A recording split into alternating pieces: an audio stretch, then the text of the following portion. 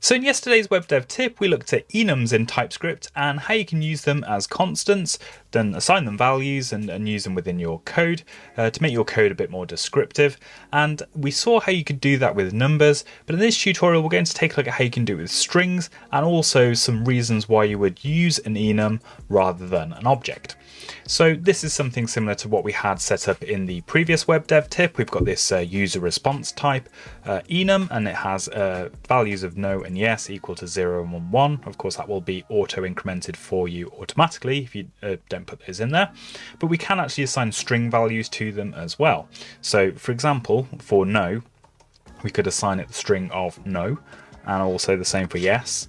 And I'm putting them in uppercase just because of a convention. It's no real need to actually put them in uppercase or lowercase. And also to distinguish between the enum value itself and its corresponding string value.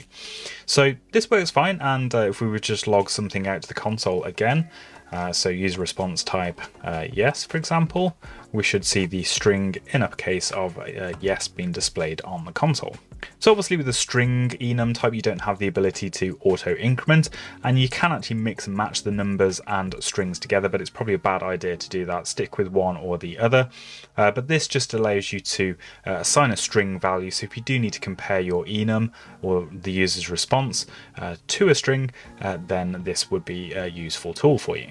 So that's string enums for you, but why would you actually want to use an enum in the first place? Why don't you just use a normal object and put in the string values or the number values yourself that you want?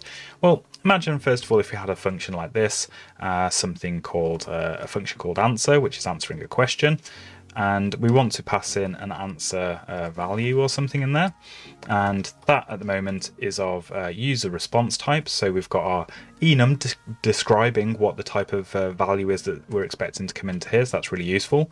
And then obviously inside of our answer function, we've got the answer value, which will either be one of the enum types of no or yes, which correspond to the user response type. So if we want to do some work inside of this function here, we've got that available to us.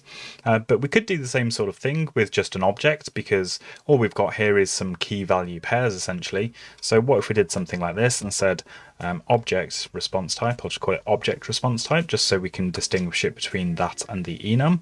And you could do the same thing. You could say, well, no is equal to a string of no, and yes is equal to a string of yes. Make those uppercase.